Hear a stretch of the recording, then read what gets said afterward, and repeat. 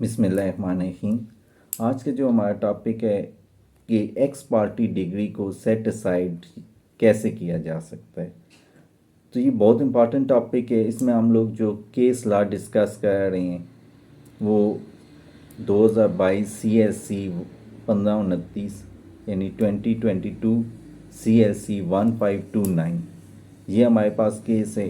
کیونکہ یہ بہت امپارٹنٹ کیس ہے اس حوالے سے، اور اس میں ینگ وکلا کا اور عام آدمی کا سننا اس لیے زیادہ ضروری ہے کہ اس کو پتہ چل جائے کہ جب بھی اسے عدالت کے کسی کام سے واسطہ پڑتا ہے، کسی کیس سے واسطہ پڑتا ہے، تو اس میں سمن جو ایک نوٹس کا طریقہ کار ہے، ایک نوٹس بھیجا جاتا ہے جس کو سمن کہا جاتا ہے، تو اس کا کیا طریقہ کار ہے، قانون اس کے بارے میں کیا کہتا ہے، اس کیس لا کے اندر اس کو ڈسکس کیا گیا ہے۔ تو میری کوشش یہ ہوگی کہ ہم لوگ ایک ایک کیس لا کو ڈسکس کریں تاکہ اس کے حوالے سے بہت سی چیزیں جو ہے وہ نئے وکلا کو سمجھ آ سکیں اور مزید عام آدمی ان چیزوں کے آگاہ ہو سکے۔ تو یہ کیس لاز بہت امپارٹنٹ ہوتے ہیں، لا کی تشریح بہت ڈیٹیل سے اس کیس لا میں ہوئی ہے اور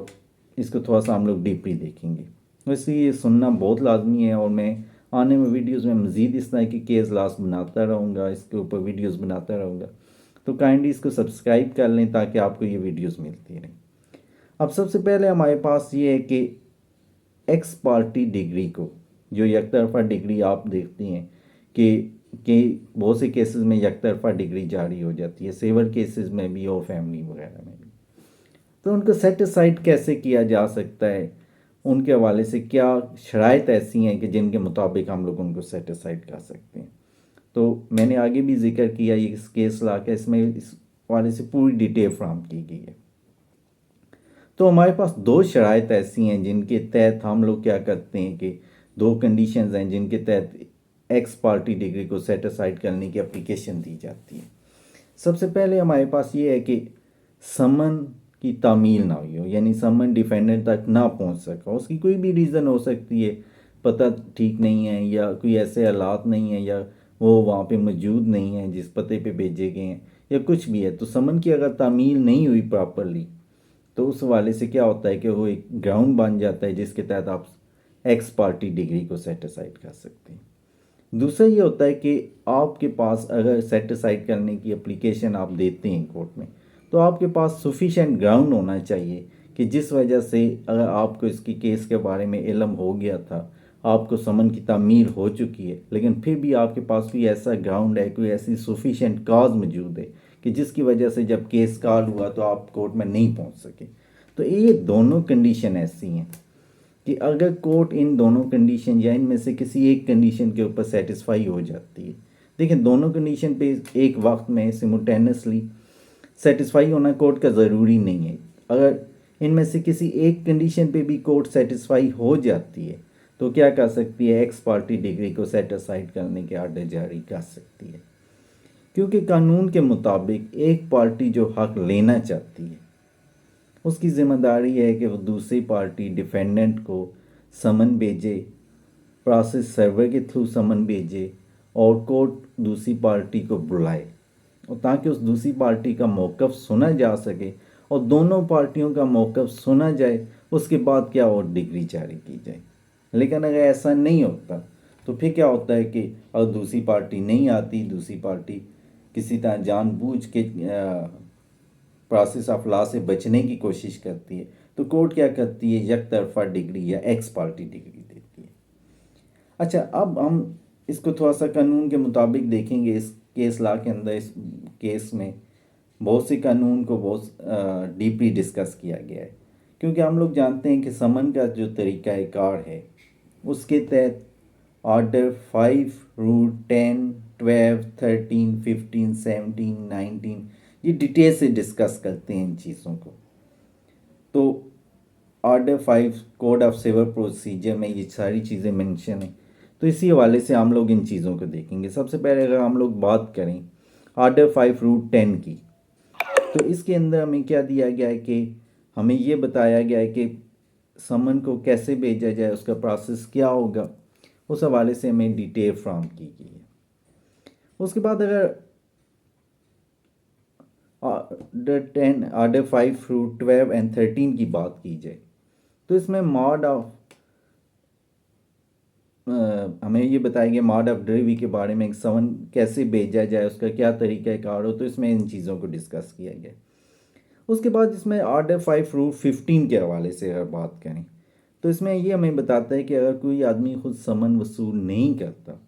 तो प्रोसेस सर्वर क्या कर सकता है कि उसकी फैमिली के किसी मेल मेंबर को वो समन की तामीर करवा सकता है, उसे दे सकता है, ताकि वो उस आदमी को आगाह किया जा सके। तो ये एक तरीका प्रोसेस सर्वर इसमें कर सकता है, इसके बारे में बताया गया। मज़ीद इसमें क्या किया गया कि ऑर्डर 5 थ्रू 17 जो है उसमें इसके हवाले से ये डिटेल हमें फ्राहम की गई है कि अगर कोई आदमी जानबूझ के समन नहीं लेता या समन की तामीर के हवाले से दस्तखत नहीं समन की बैक साइड पे करता तो प्रोसेस सर्वर क्या कर सकता है, या उसकी फैमिली का कोई और आदमी नहीं करता, यानी अगर जानबूझ के वो समन को रिसीव नहीं करना चाहता या उसकी तामीर नहीं करना चाहता तो उस सूरत में क्या होता है कि प्रोसेस सर्वर जो है वो किसी उसे किसी ऐसी जगह फिक्स करेगा, चिस्मा करेगा जहाँ पे उसका गुजर बसर हो, यानी वो देख सके उसे, ताकि उसके घर के बाहर अगर कर देगा, उसके कारोबार के बाहर कर देगा तो इस सूरत में क्या होगा कि ये समझा जाएगा कि वहाँ पे उसका गुजर बसर हो रहा है, तो इसका मीनिंग ये है कि उसने वहाँ से देख लिया है। अब ये जो रूल 19 हमें जो है ये भी बताता है हमारे पास 19 और 20 में थोड़ा सा कि अगर कोई आदमी इस तरह करता है या प्रोसेस सर्वर जो है समन की तामीर नहीं होती तो प्रोसेस सर्वर क्या कर सकता है कि अदालत को जब बताता है तो अदालत अपनी सेटिस्फेक्शन के लिए प्रोसेस सर्वर से ओथ के ऊपर उसका एग्जामिनेशन करवा सकती है, ओथ के ऊपर उसके बारे में पूछ सकती है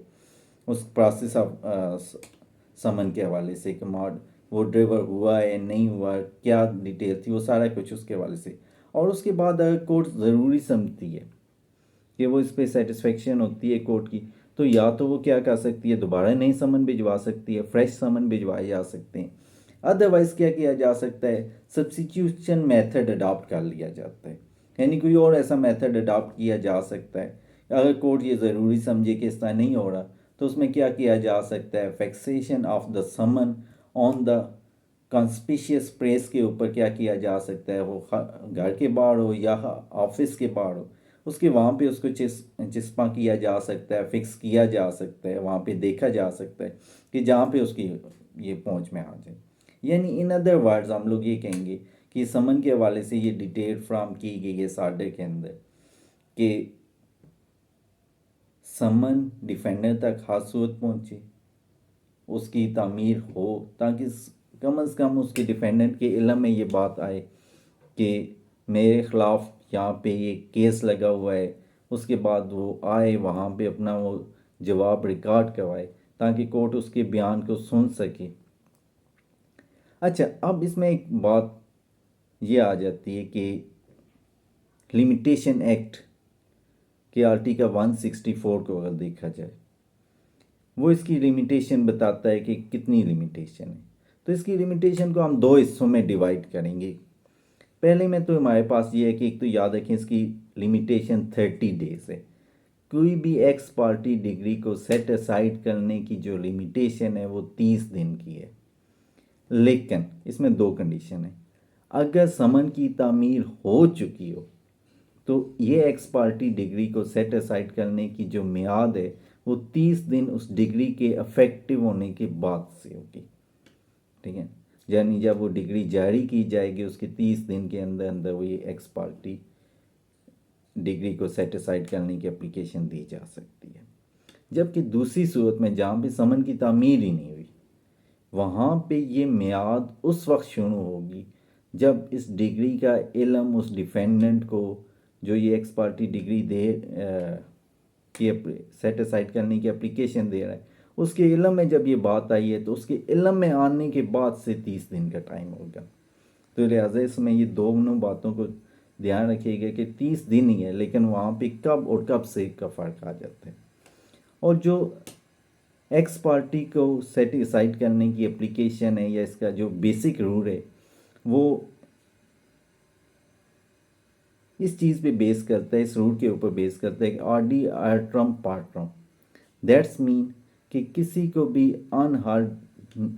کوئی بھی ایسی ڈگری نہ پاس کی جائے جس میں کسی آدمی کو سنا نہ جائے. تو ہر آدمی کو اس چیز کا حق ہونا چاہیے کہ اس کے موقف کو سنا جا سکے، اس کی بات کو سنا جا سکے، تاکہ اس کی موقف کو سننے کے بعد پھر یہ عدالت فیصلہ کر سکتی ہے کہ کیا یہ بات ٹھیک ہے یا غلط ہے. آئی ہوپ سو کہ آپ کو بہت سی چیزیں اس میں کلیئر ہوں گی. کہیں پہ پھر بھی کوئی پرابلم آتا ہے تو آپ مجھے ڈائریکٹ کانٹیکٹ کر سکتے ہیں، واٹس ایپ پہ میسج کر سکتے ہیں. اور مزید یہ کہ میں اس طرح کی انشاءاللہ آپ کو نیو ججمنٹ یا جو کیس لاز اس طرح کے امپارٹنٹ ہوں گے ان پہ ویڈیوز جو ہے نا اس کے ذریعے آپ کو انفارمیشن دیتا رہوں گا. اللہ حافظ.